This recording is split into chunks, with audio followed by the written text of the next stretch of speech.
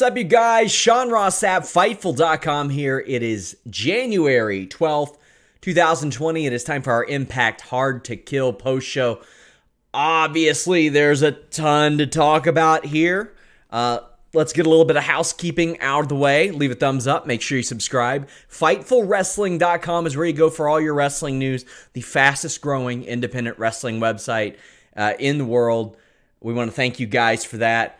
We do not have our YouTube back yet. That's why I'm streaming here. We cannot monetize this yet, so please support us at FightfulSelect.com. I had a ton of backstage news up there. As I do, we are one of the top news breakers in wrestling, and that's the place to go get it.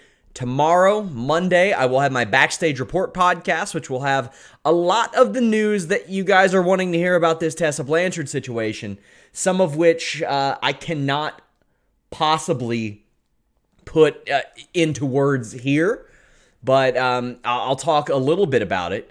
We pay our writers, our podcasters, editors. We had a freelancer on the scene there. Subscribing to FightfulSelect.com helps us pay for people like that as well. But lots of that stuff going on right now. I'm going to have a Q&A this week, so you guys can ask a lot of the questions that you're asking me here over there. Also, we dropped the first ever Distraction podcast with Jeremy Lambert and Joe Holbert. We've added a lot more news-based shows to our slate of late. Go check that one out. Lots of stuff to get into it. Oh, man. So, obviously, the big news of the weekend was Tessa Blanchard's tweet that backfired. She had tweeted, hey, women should support other women. Cool things happen. And a lot of people did not like that. A lot of the women that she had worked with didn't like that. Now, there's a lot of people saying, why didn't this come out before? Why didn't this happen? Why didn't that happen? Well, I'll tell you what. First off, I reached out to Tessa personally, didn't hear back. And I will tell you my personal experiences in dealing with Tessa, in what I've heard before, what I've heard since. All that, but like I said, a lot of this will be on the Backstage Report podcast and FightfulSelect.com. Any additional questions you all can ask in this week's Q&A podcast at FightfulSelect.com. Word of these types of stories had been around for years. For years.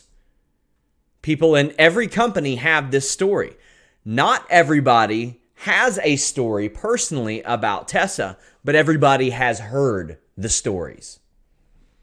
For the people talking about timing and all that stuff, it had very little to do with tonight and a whole lot to do with the tweet yesterday. Now, I've had a lot of people that say that Tessa has supported them and helped get them into companies, but I've also had a lot of people that said that they were afraid to say anything about Tessa Blanchard because they were afraid they would get blacklisted. I've heard a lot of weird stuff. The reason that I first interacted with Tessa was her denying a story that I had heard about her being removed from the PC when she was dating a wrestler that worked there. And she was very much to me like, I don't know where this stuff starts at. I'm just a girl who loves wrestling. Whatever. That story has been reiterated to me several times since then, but in my personal experiences dealing with Tessa, she's been nice to deal with. I had heard that many of these issues were straightened up, so to speak, since Impact Wrestling, but as it turns out, I've heard some stuff coming out of WoW this week. Now, here's the thing. This type of thing, it's hard to imagine that it would get coordinated by so many people, because I can tell you that I have spoken to at least a dozen people that have stories or have heard stories or have been right next to someone that is telling the story. I don't like the pile on thing, but I mean, and I don't want to do the butt thing. I often try to put myself in that person's shoes. Like, well, what if this was me? Well, if it were me, I would probably come out and apologize and said, man, I did some stupid stuff. I acted in a way that maybe I shouldn't have acted. And I can't speak to the validity of racial slurs and stuff, but if she said that, she needs to apologize. I don't know if the woman is racist. I don't know if she has racist feelings in her heart. If that's true and that she used those terms, that's inexcusable. There's a lot of things that I'll say, look at and say, you know what? Somebody's in their early 20s, mid 20s, or even any age, and you can learn and you can grow from. If you say something like that and do something like that, you've got some real hate in your heart. I'm not saying that nobody is exempt from growing, learning, and realizing that that could hurt somebody, but man, gross. Gross. Again, I'm going to expand on this heavily on the Backstage Report podcast. Subscribe to FightfulSelect.com. Please support what we're doing here at Fightful. We're trying to bring you wrestling media in a little bit of a different way than maybe you guys are used to, bringing you a lot of free content, but we need a little bit of support along the way too. So make sure you all spread the word of the show. We will talk more about this as it goes on, but I got my eyes on my notes and stuff like that, not as much on the live chat, so please keep it respectful in that regard. Also, a little housekeeping. I am running solo. I do have allergy-induced asthma. I am going to cough. I'm going to get short of breath. I'm hitting the mute button. Damn.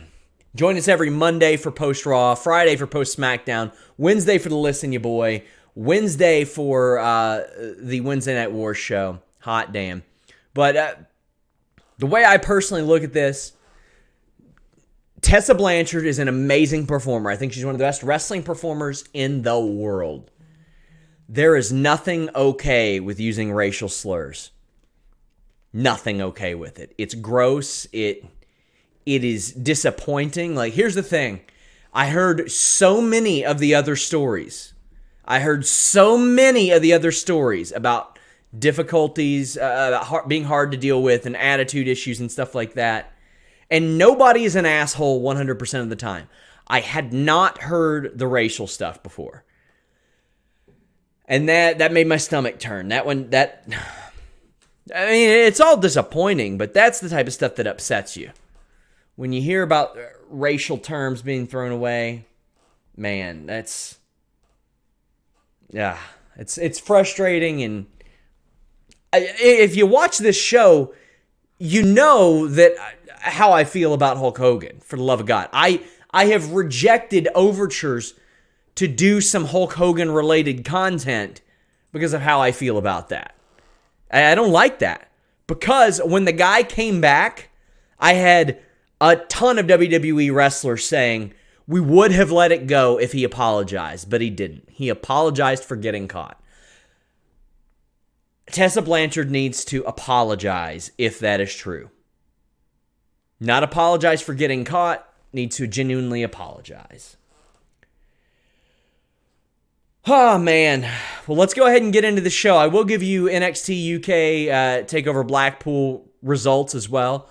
Minor thoughts on that show. I can't think of a brand I am less invested in than NXT UK, though that finish was pretty awesome. So here's the thing.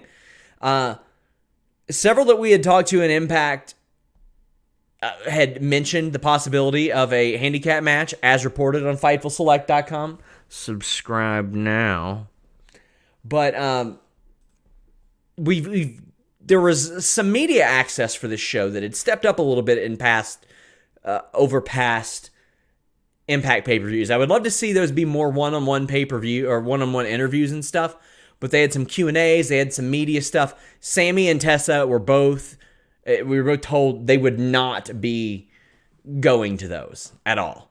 So that kind of made me think that Tessa was going to win, because usually it was the winners. But the first match we got was Ken Shamrock and Madman Fulton. This was an odd match a little bit. It was a lot submission-based, but the first thing that stood out to me was the lighting of the ramp in the ring. It was great, but the crowd was not lit well at all. It looked very ROH-ish, but a step up. I'll have some big news on that this week, too. Ken Shamrock can still move around the ring pretty well, but he gets tired pretty quick. He should not be able to do his dive over the rope better than the Usos. That's amazing. He does a really weird, odd waistlock slam on the floor, throws some nasty knees to Fulton's face, and OVE gets ejected. They trade a few submissions, but Shamrock gets the tap with a Rings of Saturn. Fulton tapped with his face, and Shamrock seemed confused. This was okay. This was all right. Shamrock is a completely serviceable guy, and if Impact's getting him for a good rate, sure, why not? Why not, man? This was a fine match. It was an okay match. I'll tell you what I like. Ace Austin. This guy is so good. He's 22 years old. Trained by the Samoan wrestling family, so, probably going to be pretty good. But he does almost like this cougar hunting gimmick. And I ain't talking about the animal, my friend. He's the X Division champion, and he's been feuding with Trey Miguel of the Rascals because he's been like hitting on Trey Miguel's mom, which is kind of funny. And it's going to continue, but Ace Austin had a very underrated 2019. This is going to be a guy you're going to see all over the place for the next 15 to 20 years. He's just very, very good. He does a space-flying tiger drop, and I love his Bangorama move. It's a move that I've seen in my head before, but he's able to pull it off and make it look good and safe. He's real good, man. I don't know how long Impact has him. I see somebody in the chat saying 3 years. But damn, I hope they do. I hope they have Ace Austin for 3 years because it seems pretty evident to me that Impact Wrestling values Ace Austin and knows how to book Ace Austin and seem to think a lot of him based on how he's been booked so far. And he's got nothing but upside. He's just going to keep getting better, and as he gets older, he's going to fill out even more and get stronger. Man, that's awesome. And he's got a good, different look. Mr. Warren Hayes compared him to Gambit, which I love because he's got the cards.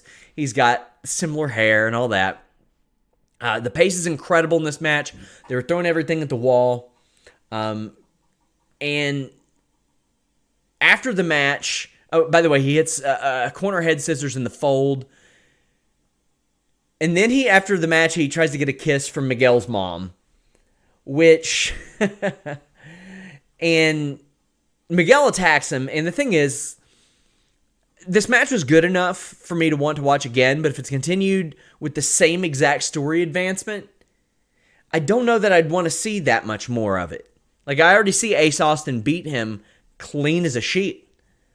Just because he goes and does the same stuff that he was already doing doesn't make me necessarily want to see this again. By the way, we're going to have some of the media interviews and all that stuff up on select.com, so check that out. Ace Austin's is up, his post-match comments, but we've got some of the Q&As going up there as well. If I had the Fightful YouTube, they'd all be going up on our YouTube, but alas, I do not. Taya Valkyrie retains the Impact Knockouts Championship, defeating ODB and Jordynne Grace. Now, here's the thing. I thought this was Jordynne Grace's night. I really did. Anything could happen. They're taping TV this week. But Taya last week became the first person ever to defend the championship successfully for over a year. She held that title for over a year. And that doesn't happen a lot. It's never happened in Impact Wrestling. She broke the all-time reign record, and then she set the length record. That's pretty awesome, man. Jordynne looked like she was in title victory gear. She had the sequins, had the championship curls. Jordynne Grace looked ready to win this. Now, I like most people, thought ODB was in here to maybe take the pin from Jordynne Grace. She took it from Taya, but she was not a third wheel. I thought she fit in great. I do think she's better in NWA than Impact Wrestling, but I do like that wrestling companies have come together and booked ODB more. And I don't think it's a pity booking. I just want to say this. But since ODB's ever since her food truck burned down, she's been getting a lot more bookings, and she's got a new one coming in the spring. Good. I hear a lot of people say a lot of good things about ODB, and she's been great for me to deal with too. Grace has Taya lifted up with one arm while ODB hits a face crusher off the middle rope. This took a little bit to set up, but I thought it ended up being really good. Jordynne slams look effortless. Taya hits a good pop-up knee, and Grace hit a senton. And I'm talking like ODB, like her feet and head seemed like they were under the ropes. It was a really short-range senton, and it hit great. for Jordan Grace. Then she hit the Jordan Grace, or the Grace driver, and Bravo distracted the ref. Taya stole the pin. So it was ODB taking the pin, but it was her taking the pin to protect Jordan, so that rematch is still there.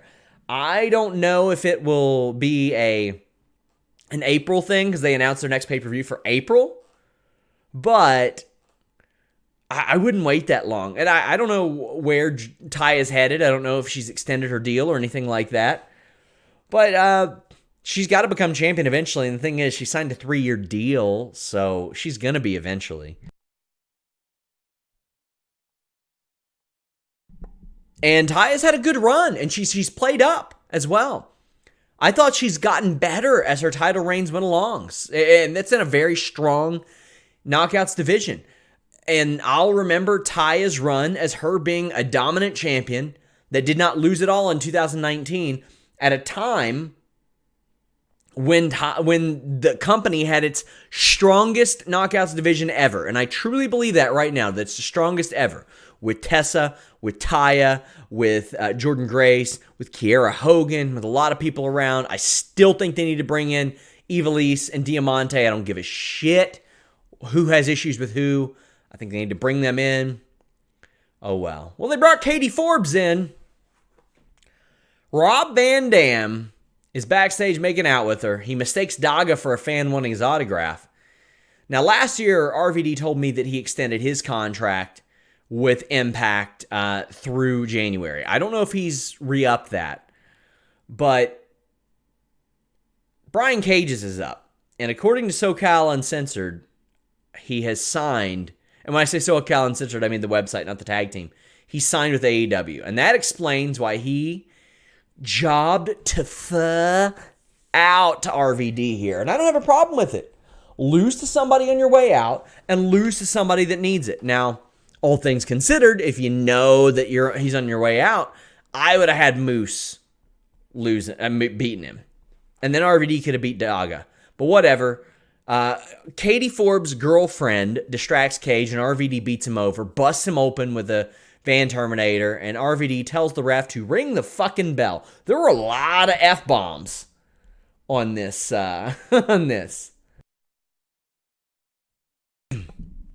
But the match is thrown out, I guess. I don't even know if it started. But Daga makes the save, and the whole point of these two matches were to show that RVD could do everything he could do 20 years ago. And I have to say, I'm more interested in Rob Van Dam than I have been since 2006. Since the 2006 title run. Because, I mean, initially when he came into TNA, like 10 years ago, I was thinking, oh, cool, RVD. But I wasn't that interested in him. Whatever. With this, I think it's great. He's a heel. He said, Brian Cage has stolen all my moves. Except for that time he lost to a woman. He definitely was doing his own stuff then. Like, it's real good material that RVD is uncorking here. He beats Daga with the 5-star frog splash. Man, it's real good. It's real good, this RVD heel stuff. Now, the Katie Forbes thing, it crosses heel and becomes, like, annoyingly obnoxious.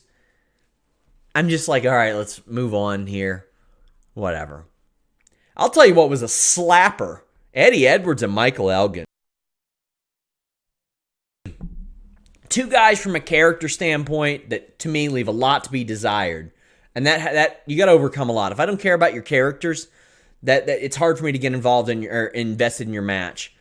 It wasn't that hard for me to get invested in this match because they had an awesome match. I thought it was match of the night. Honestly, if the Tessa stuff wouldn't have emerged yesterday, I probably would have said main event was match of the night, but it was a little tougher for me to get invested in that one. Edwards defeated Michael Elgin. Elgin lays one in hard to Eddie. There's a great double suplex spot for both dudes. Edwards lands on his feet on a German suplex and does a blue thunder bomb. Elgin's sliding forearm hits just really well, followed up with that brain buster. And they were going off. They were slugging it out, going move for move. And there was that crucifix last ride that I just love. But Edwards survives a buckle bomb and wins with a sunset flip. He gets to retain his call your shot trophy. This is a match you should probably go out of your way to see. 20 minutes long, just, whoo, boy, they went out and they laid into it. I had somebody saying, like, oh, we could have had the American Wolves in NXT, and I'm like, listen, call me controversial, but I wasn't ever a big Davey Richards guy. I wasn't ever a big fan of Davey Richards' work. The thing is, I wasn't that big into Eddie Edwards either, but I think that his career has taken off without Davey Richards. Look at Kyle O'Reilly and Bobby Fish. Their careers have taken off since that affiliation was all broken up, so to speak. Eddie Edwards has gone up since then, and I like him a lot more when they're not trying to make him Tommy Dreamer Light. I like that a lot more because he doesn't need to be Tommy Dreamer Light. Why is that? Because Tommy Dreamer's still working everywhere. Why do you need another Tommy Dreamer when the original Tommy Dreamer's still running around, showing up in every battle royal ever? You don't need it. I thought this was really good, and like I said, it overcame me not really caring that much about the character or the story. I dug the story. I dug the story between Moose and Rhino. They both use a spear. Neither one of them call it a spear. Rhino cut a promo before this and said, "You call your spear the no jackhammer needed. I'm going to show you a move called no fucks given." Damn. I got an upcoming interview with Rhino, and he told me, here's the deal. If I do a gore and it doesn't pin somebody, it's a spear. I've liked that. Moose hits his no jackhammer needed, but Rhino back body drops him onto the ramp. There's some hardcore action here. Rhino powerbombs Moose through a table outside. Rhino wore Moose out with a chair, superplexed him onto a bunch of them. Moose pulled the ref in front of him, and they both got gored through a table. Moose recovers, though, and wins with his no jackhammer needed after a low blow. This is a fun match, man. I think Rhino is solid in what he's doing here in Impact Wrestling. Got a lot of respect for that man. There's a whole lot of people that say, oh, yeah, well, this person's just going to take the money. This person's just going to do this. This person's just going to do that. Oh, he's got to set up his family. Rhino was offered double his downside guarantee, and he knew that WWE was just going to sit him at home. So he said, double what you're doubling, and then I'll do it. And they said no. So he went and signed with Impact for 2 years. He wanted to help people. He wanted to work. He cared about his art. And I got a lot of respect for that. I can relate to that, and I appreciate that. And there's a lot of wrestlers like that. There are a lot of people that are saying, oh, this act doesn't want to take this much money or reduce dates. They don't deserve it. Man, you do not know what motivates another person. No amount of money can, well, I don't want to say no amount of money, but there are a certain amount of money or amounts of money that don't necessarily make you creatively satisfied. And for some people, that's what fuels them. For some people, being able to make a decent living and be really proud about what you're leaving behind and the history that you're leaving is more important than making a ton of money. And Rhino is one of those guys. Good for him. I got a lot of respect for him for that. Fix my hair that's sticking up here. Moose is a really good heel, man. He's a natural heel. He is, as we see on Twitter sometimes. The guy's a natural heel. That's the guy. Impact Tag Team Championships. Unfortunately, Rich Swann is hurt. I don't know how serious it is. But as reported on FightfulSelect.com, this was a handicap match. Ethan Page battling Salmonella, so I'm going to try to find out if he shit his pants during this match. We can only hope so. Interview with him coming up on Fightful.com in the coming weeks. Also, I'm going to throw him a plug here in a few. No pun intended. Or no segue intended. This is the ultimate spot for Willy Mack, man. Willy Mack, I think, is Impact Wrestling's strongest babyface. Pure babyface. In light of the Tessa stuff, I think And not as it relates to Willy Mack. I'm just talking about standalone. I think Willy Mack is the strongest babyface on the entire Impact Wrestling roster. He's so good. He's so natural. He can sell so well. His body language is so good. He has the offense of a babyface. He is amazing. And if he were in NWA right now, I think he'd probably already be NWA World's Champion. And I think he probably should be Impact World Champion by the end of the year. Whenever Tessa leaves, if she leaves, I would have them go to a heel, then I'd have them go right back to Willy Mack as a babyface. He's good. I would say have him do a chase, but the thing is,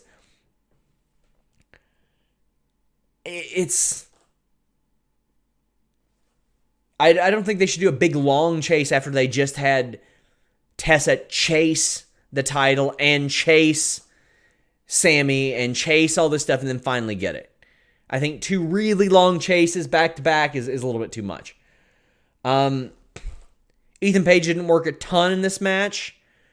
Mack ended up doing a Super Canadian Destroyer. It was awesome, but the fact that it was a handicap match worked out really well considering the fact that Ethan Page is battling salmonella. But all 3 of these guys are so good and innovative and creative. The North overwhelmed Willy Mack and get the win with their finish. This was so good. The North are so good. Impact's roster is real good, man. They got some consistent TV. You should be watching them a little bit more if you all don't. Speaking of Ethan Page, he's got his own themed show at WrestleMania week, but I can't believe I'm about to plug this, guys. I have my own themed show, WrestleMania week. Now, I want to preface this. I'm not getting paid a booking fee. I'm not getting paid for the show. I have been assured that whatever fee that I was going to get paid is going to get donated to a good cause. That's why I'm doing this. Primetime Pro Wrestling out of Washington, D.C. has announced that April 2nd at 4 p.m., Thursday, 4 p.m. in Tampa, Florida, Primetime Pro Wrestling presents Sean Ross Sapp Served Tall. That's right. We're doing it at a brewery. I'm going to have all the details at Fightful.com. Faye Jackson is announced for this show. There's going to be a lot of interesting names that are going to be announced for this show. Make sure you guys check it out. It is a DC-based promotion. I think you guys are going to have a lot of fun. I'm going to host the show. I'm very excited to do it. I've done a couple stuff like this. I mean, some of you all know I wrestled in the past, and I've done some commentary and stuff in the past. But like I said, want to make it very clear that I'm not doing this for money. I'm not going to provide favorable coverage or anything like that. Not a conflict of interest. I want to raise some money for a good cause. I want to do some really nice things, and I'm going to get to get some good content there as well. But my God, can you believe it? Sophie King's going to be there, Mark Haggerty, O'Shea Edwards, and like I said, we're going to be announcing some very interesting names in the coming weeks. Sean Ross Sapp's Served Tall from Primetime Pro Wrestling, Thursday, April 2nd, 4 p.m. at the Coppertail Brewery in Tampa, Florida. I cannot believe this is happening. What were they thinking? Letting me ruin their Fed. Yeah, maybe I'll chokeslam somebody. Maybe I'll chokeslam old Lolo, who runs Primetime Pro Wrestling. She didn't come to my birthday dinner. Nick Gator did, who also owns Primetime Pro Wrestling. He was at my birthday dinner. But Lolo, they didn't come. Lolo did not come to my birthday dinner. Oh, man. Main event time. Tessa Blanchard becomes the Impact Wrestling World Champion, defeating Sami Callihan. Now, as of last night, people close to Tessa were telling me that she didn't necessarily think that she was going to be given this title, but was going to talk to Impact today. Apparently that decision was made, and Tessa's the champion. From a content standpoint, I think Tessa should have won this title. From a morality standpoint, it's like, well, probably not. Probably not. Match was exceptional. What can you say? The match was really good. Immediate pile driver from Sami. Magnum from Tessa.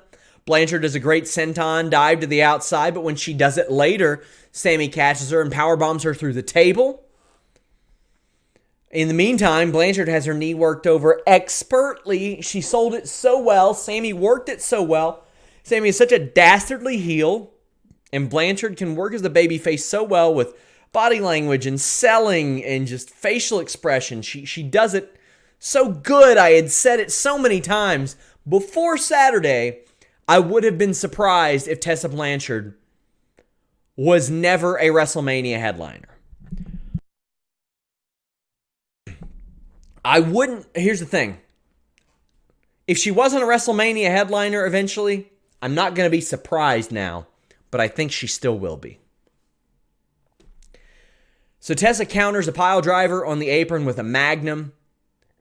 Body language, selling, verbal aspects of this match are very good. She Samoan drops Sami and sells the knee. Later hits a cutter.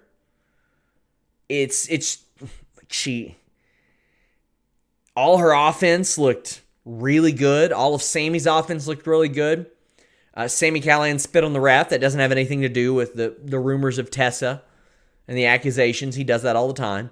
But Callihan grabs the brass knuckles and gets kicked in the balls. A fourth magnum hits, this one off the top rope, and he kicks out. She then kicks out of a pile driver. The match has come full circle to where they're kicking out of each other's finishes.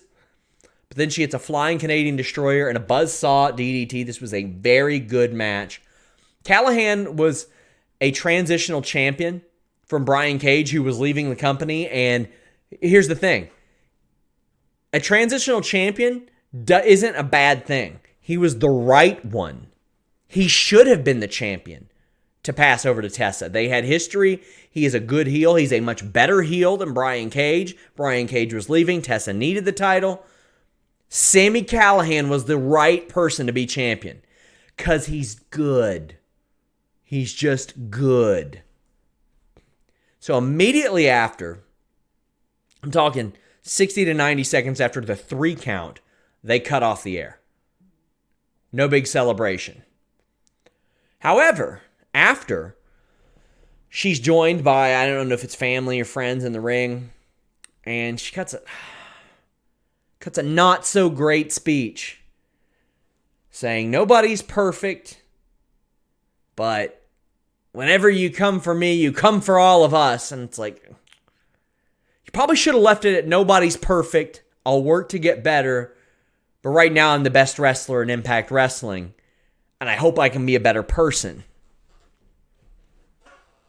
That speech did not make her look good. Again, I'll have a lot more on FightfulSelect.com. I'm getting DMs as we speak from wrestlers. And when I get these messages, I got to vet them. I got to double check them. All that. Tessa Blanchard is legitimately an amazing wrestling performer. But the behavior rumored and the subsequent reaction to that, her denying all this stuff, but then saying nobody's perfect, and then turning it into an us versus them mentality, I don't think that's great, man. I don't think that's great. And hopefully, some growth comes of this. It doesn't look like it right now. Doesn't mean it couldn't happen eventually. Doesn't mean it couldn't happen in 15 minutes, 15 days, 15 months, 15 years. But I hope it happens sooner than later. How about this? Whether you want to get your penis hard in 15 minutes, 15 hours, 15 days, it'll be ready whenever you are, because Blue Chew is ready whenever you are. Blue Chew gets your penis super hard. Why is that? Well, by golly, because it uses the same FDA-approved active ingredients as Viagra and Cialis, so you know they work, but it works on your schedule. When I say on your schedule, I mean truly on your schedule. Truly on your schedule. It's prescribed online by Blue Chew affiliated physicians and shipped straight to your door. You don't have to call up the doctor. You don't have to schedule a doctor's appointment. Go to the doctor's appointment. Get your prescription written. Then go to the pharmacy. Then take it home. You're probably stopping at McDonald's or somewhere on the way home from there too, so good luck with your testosterone after that meal. But hey, Blue Chew comes right to your door. It's a chewable, so it gets into your system faster. It's ready whenever you are. Stuff's great, full or empty stomach, whether or not you had that McDonald's. You don't just have to have a problem to be able to use Blue Chew. It's to give you that extra confidence in bed. BlueChew.com. Use that code Fightful. You get your first shipment free. You know that they believe in their product when they are willing to give it to you for free. They know you're going to come back. They know you're going to use it as your special performance enhancer. You're going to be like McGuire, 98, just swanging that thing. BlueChew.com, code Fightful. Just pay $5 shipping. Let them know you heard about them from us at Blue Chew. I want to thank those guys personally for sticking with Fightful and the Fightful podcast after we've got the YouTube issues. They have stuck with us. They've committed through 2020. Melts my heart. Means so much to me that they're willing to do that. There's also Nxt UK Takeover Blackpool 2. I thought this was a pretty solid show from an event or a brand that I can't be arsed to care about, quite frankly. I just can't. But let's go ahead and get into it. Eddie Dennis defeated Trent Seven via pinfall after the next stop driver. You had Kaylee Ray defeat Toni Storm and Piper Niven. Kaylee Ray pinned Piper Niven to kind of keep that going. They wanted to keep Toni Storm strong, obviously. Kaylee Ray is such a good heel. Her accent is amazing. Glad to see Piper's able to wrestle after the bouts with Bell's palsy and all that. That's great to hear, great to see. Makes me very, very happy. But Kaylee Ray still being booked very strong. Toni Storm being kept strong, though. Tyler Bate and Jordan Devlin, man, you want to talk about two guys that got it. I love the strike exchange. You're throwing from here instead of out here. Like when Pete Dunne and I can't remember who else were doing it, they were throwing their punches like this, and it looked so bad. I don't know if Devlin and Bate just know better, but when you throw your punches tight, it just looks better. They were throwing some body punches, dodging, blocking a little bit too. I really liked it. Some really, really good strikes traded here. I love the Tiger driver, so Tyler Bate's going to be a guy I like anyway. Tyler Bate ends up beating Jordan Devlin. Jordan Devlin has really come into his own as a character as well, and I love that, man.